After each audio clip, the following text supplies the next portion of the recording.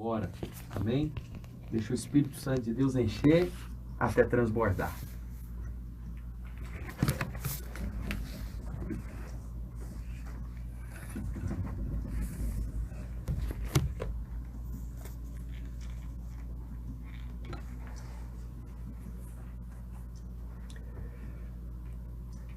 Glória a Deus, bom dia a todos os nossos irmãos, ouvintes do programa Vinho Novo. Quero agradecer ao pastor Alcimar e toda a equipe aqui da Videira em Acreúna, que sempre nos recebe tão bem nessa cidade acolhedora e maravilhosa. Eu gostaria nessa manhã compartilhar com os irmãos um texto que é conhecido de todos nós, Salmo de número 23, mas numa outra perspectiva, uma perspectiva que talvez até hoje você não tenha ouvido, ou se ouviu, eu quero renová-la nos nossos corações. Eu queria te convidar, onde você estiver nessa hora, a orar, pedir que o Senhor mesmo fale ao seu, ao meu e ao coração de todos os ouvintes. Sei que nessa hora alguns estão na sua casa, outros no trabalho, outros estão em seus afazeres domésticos, mas a palavra de Deus é poderosa e essa mensagem vai falar conosco nessa manhã. Te convido a orar junto comigo e pedir que o Espírito Santo revele a verdade do Evangelho aos nossos corações. Senhor Jesus, muito obrigado pela oportunidade de compartilhar com os meus irmãos a tua santa e preciosa palavra. Obrigado ao Espírito Santo, que sempre, sempre nos revela a vontade do Pai. Obrigado por cada irmão, ouvinte, que se conectou agora à rádio para receber da palavra do Senhor. E nós oramos para que haja espírito de sabedoria e revelação no pleno conhecimento da palavra do Senhor. Em nome de Jesus. Amados, queria então que você abrisse a sua Bíblia comigo ou acompanhasse o Salmo de número 23. Esse é o Salmo mais lido, juntamente com o Salmo 91, de toda a cristandade. Mas muitas vezes nós passamos por ele como algo religioso, outros até como um amuleto, né? Eu já vi várias vezes esse salmo aberto em Bíblias, nos carros, nas casas, como se isso tivesse algum poder místico. Não tem. A vontade de Deus é que a palavra seja aberta nos nossos corações e revelada pelo Espírito de Deus. E eu queria falar que esse é o Salmo do descanso. E eu queria te convidar a experimentar o descanso de Deus nesse Salmo do pastor. Esse é o Salmo de um pastor, esse é o Salmo de Davi. Esse é o salmo também de um homem do campo. Nós estamos aqui numa região agrícola, então você compreende bem o que também quero compartilhar com você. E eu mesmo, de Minas Gerais, somos também um estado onde comumente comungamos dessa mesma natureza e dessas mesmas atividades do campo, como os irmãos. Eu gostaria então de compartilhar com você nessa perspectiva, nesse salmo do descanso. O Senhor é o meu pastor e nada me faltará. Ele me faz repousar em pastos verdejantes.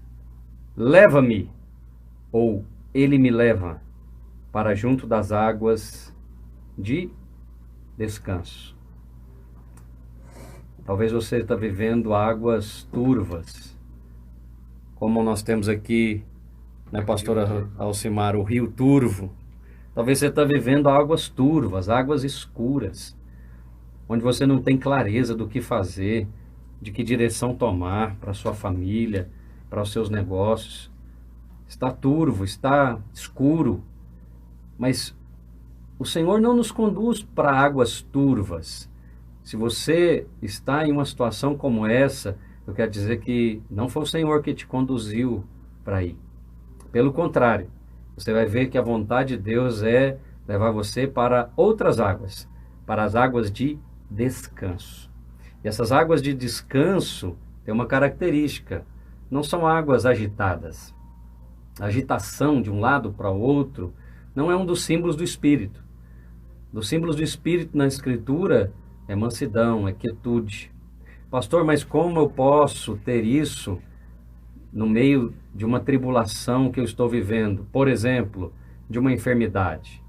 Talvez você está me ouvindo, falando, é muito fácil para o pastor falar, mas e eu que estou aqui com câncer? Eu que estou aqui acompanhando a minha mãe que está enferma, o meu pai que está doente, o meu filho que está nas drogas. Pois é, essa é a maravilhosa graça de Deus. Essa é a maravilhosa graça de Deus que nos faz assentar nos lugares celestiais com Cristo Jesus e a partir desses lugares desfrutar de descanso. O versículo 3, eu quero continuar. Refrigera-me a alma, ou Ele, o pastor, me refrigera a alma. Guia-me pelas veredas da justiça, ou seja, Ele me guia pelas veredas da justiça, por amor do seu nome. Não é por nada que você faça que Ele vai te guiar. Não é pelo seu merecimento. Talvez hoje, pela manhã, você gostaria de ter ido ao culto da sua igreja, mas não pôde. E aí você pensa, essa semana não vai ser boa. Eu não fui ao culto, eu estou há tanto tempo sem ceiar. Pois é, esse não é o salmo do pastor. Não tem refrigério na alma quem pensa que Deus o ama pelas suas próprias obras. Não tem refrigério, não tem descanso quem está baseado nos seus próprios méritos para servir a Deus. Ah, pastor, então quer dizer que eu não tenho que fazer nada? Você tem que fazer a coisa mais difícil para um crente fazer, é entrar no descanso. O autor de Hebreus diz que nós devemos temer de não entrar no descanso. A Escritura diz então que Ele, o Senhor, me guia pelas veredas da justiça por amor do nome dEle, por amor da obra do Calvário. Não é por amor de quem ora mais, de quem trabalha mais, de quem jejua mais. Tudo isso pode funcionar na nossa empresa, no seu serviço, chamada meritocracia. Mas na obra de Deus, só um que tem o mérito, é Cristo. Por isso que é muito pesado viver a vida cristã por amor do seu nome, da sua reputação, da sua obra, ou da minha obra, ou da obra do pastor, ou da obra do fulano de tal. É por isso que vem as decepções, as frustrações. Mas quando é por amor do nome dele, então ele resolve ser benigno e misericordioso até com quem não merece. Queria te lembrar que em Romanos, no capítulo 4, a Escritura diz que o Deus que justifica o ímpio, e esse é o Deus que nos ama. Se Ele é capaz de justificar o ímpio, imagina os seus filhos. Imagina você que agora está me ouvindo. Eu tenho uma palavra de Deus para você. Você já foi justificado. Você, em Cristo Jesus, já foi justificado. A dívida está paga. Você não precisa se esforçar para pagar a dívida. Já foi paga. Se você precisa se esforçar é para crer. Pastor, mas então, se eu crer nessa graça maravilhosa, eu não vou fazer mais nada? Pelo contrário. Capítulo 15 da primeira carta aos Coríntios, e o versículo 10 diz que eu sou o que sou pela graça de Deus. O apóstolo Paulo diz que essa graça que operou em mim não se tornou vã. Antes trabalhei mais do que todos os demais. O que o apóstolo queria dizer? Para aqueles que criticavam o evangelho que ele pregava, o evangelho da graça, e diziam que então agora vamos pecar mais para que a graça seja abundante. E ele então replicou: de modo nenhum, como pecaremos nós que estamos mortos para o pecado? Então ele disse: a graça genuína de Deus, a graça do evangelho de Cristo, não é transformada em libertinagem. Não é para você ficar em casa enquanto há mover de Deus acontecendo. Não é para você deixar de ler a sua Bíblia, de orar, de buscar a Deus. Não, não. Essa não é a graça genuína do evangelho. A graça do evangelho te faz amar mais, desejar mais as coisas do alto do céu. A graça de Deus genuína te faz perdoar aqueles que te perseguem, te faz amar o inimigo, te faz andar a segunda milha. A graça genuína de Deus, do Evangelho, por amor do nome dele, do Senhor, é que você perdoa, não é por amor do seu nome. Se fosse pela sua e pela minha reputação, não perdoaríamos.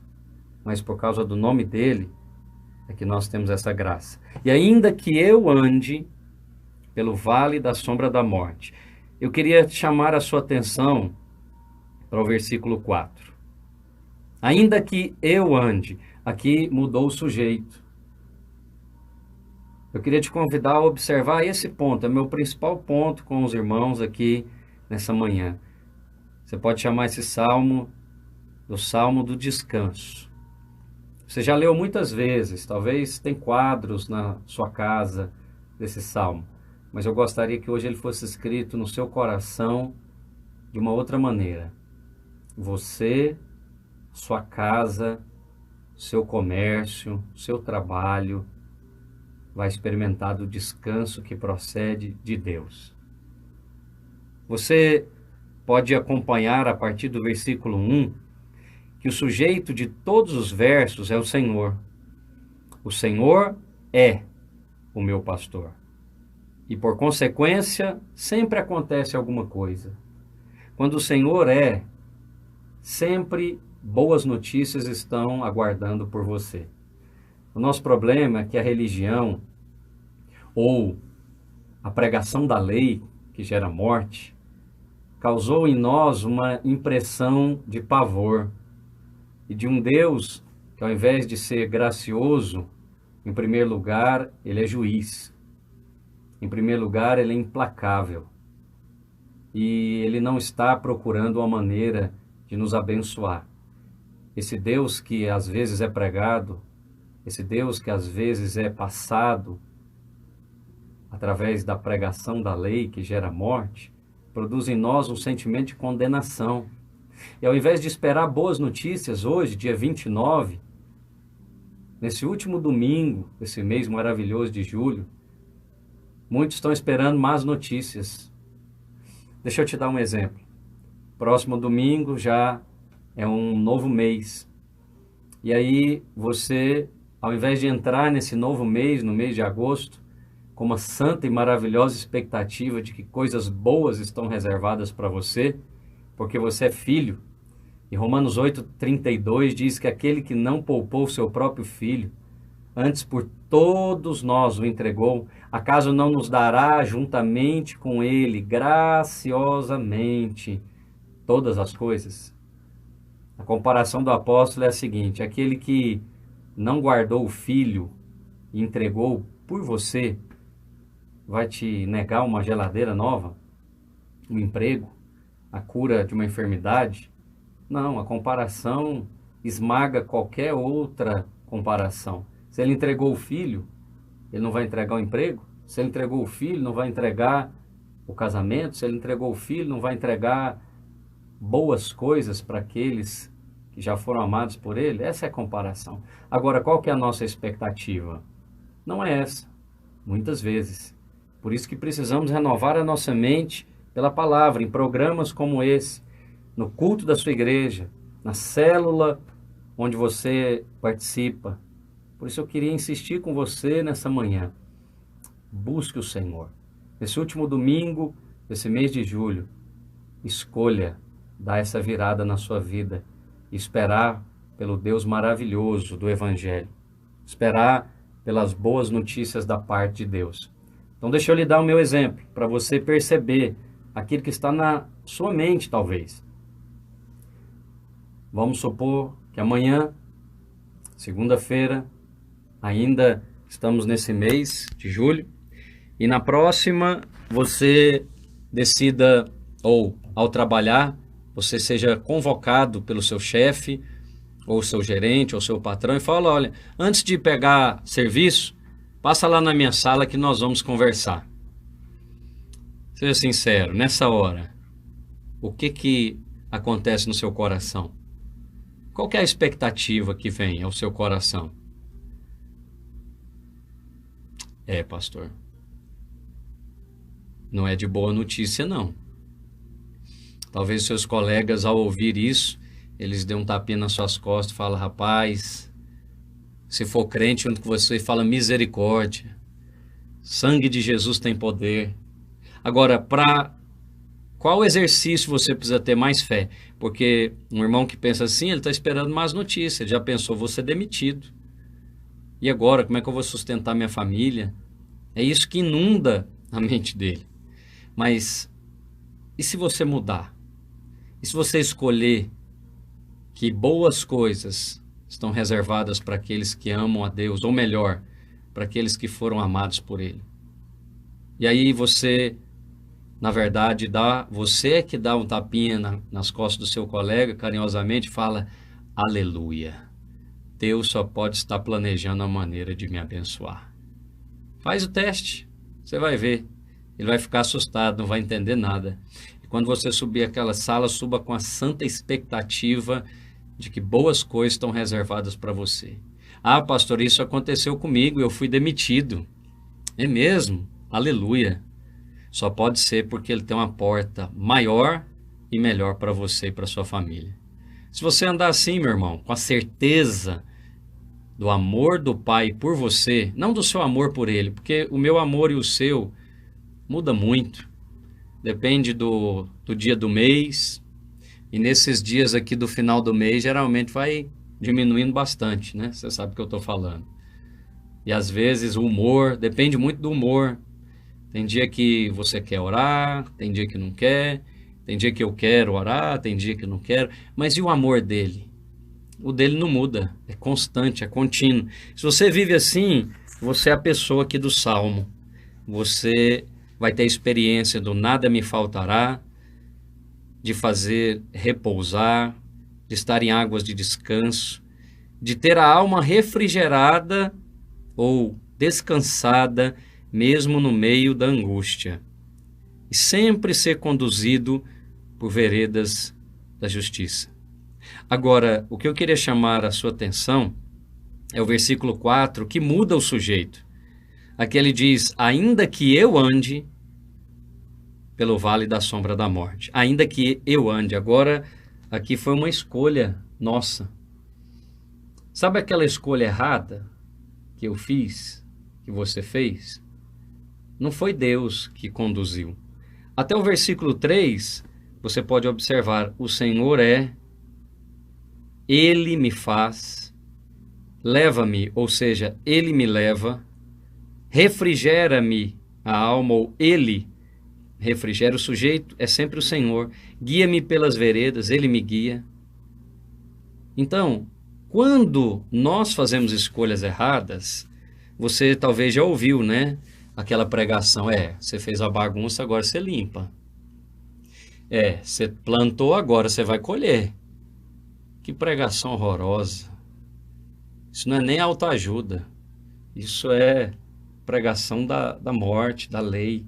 Então, o meu Deus, Ele é poderoso para desfazer até a bagunça que eu tenha feito.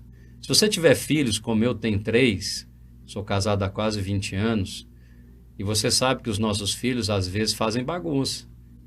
Se você tem então na idade de criança, você sabe ainda melhor que eu estou falando.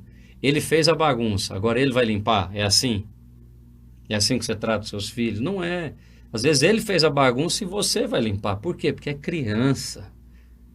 Pastor, mas é criança de 40 anos. É criança de 40 anos, infelizmente. É criança de 20 anos de crente na igreja. Tem também. Agora, sabe qual a boa notícia que eu quero trazer ao seu coração?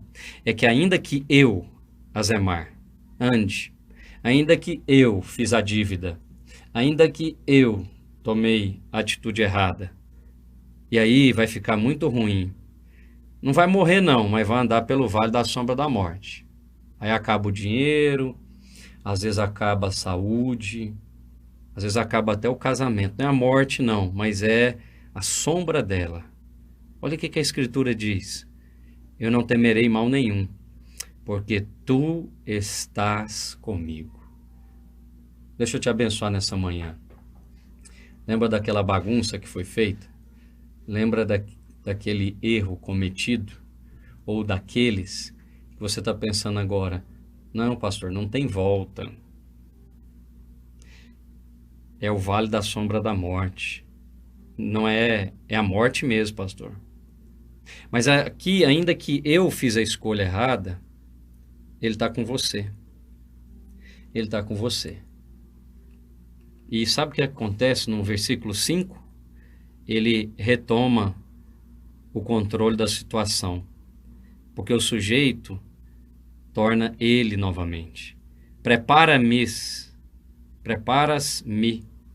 Ele prepara uma mesa. Não é você que vai preparar a mesa na presença dos seus adversários. Eu sei que você sente vergonha, talvez sente vergonha até de voltar para a igreja. Você está me ouvindo desviado na sua casa e pensa, não, eu queria tanto congregar, mas eu estou com vergonha de ir lá cumprimentar o pastor, de rever os irmãos. Olha para você ver como que o inimigo nos engana muitas vezes. É o Senhor que vai preparar a mesa para você, querido. Talvez você está esperando estar em condições, né?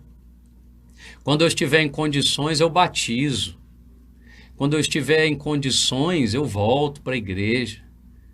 Quando eu fizer isso ou aquilo, então eu volto a comer da mesa do Senhor. Eu quero te convidar a voltar hoje, pela fé. E você ter a experiência do descanso.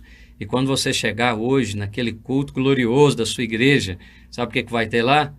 Uma mesa preparada pelo Senhor. E você vai comê-la na presença dos seus adversários, que não são os irmãos, não é a igreja. Estão nas regiões celestiais. São demônios, principados e potestades que estão assistindo a sua restauração, estão assistindo a história virar, porque ele retomou de novo o controle da situação, porque você mesmo entregou para ele. Você andou sim pelo vale da sombra da morte. Errou, na verdade, mas agora você aceitou o bordão e o cajado. Você aceitou. Você ouviu a palavra de Deus e o Espírito te convenceu. E você falou, é isso mesmo. Eu preciso do bordão e do cajado. São as marcas do pastor.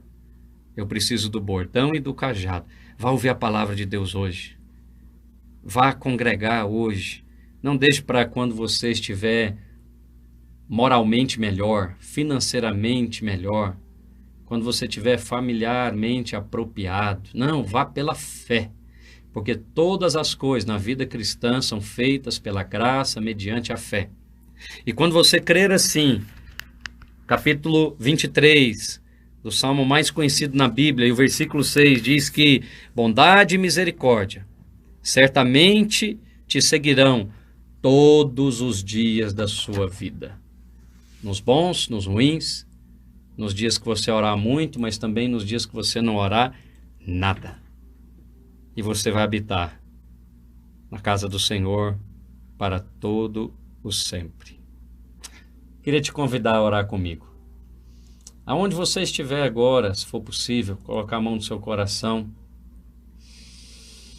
e invocar o nome do Senhor, porque todo aquele que invocar o nome do Senhor será salvo.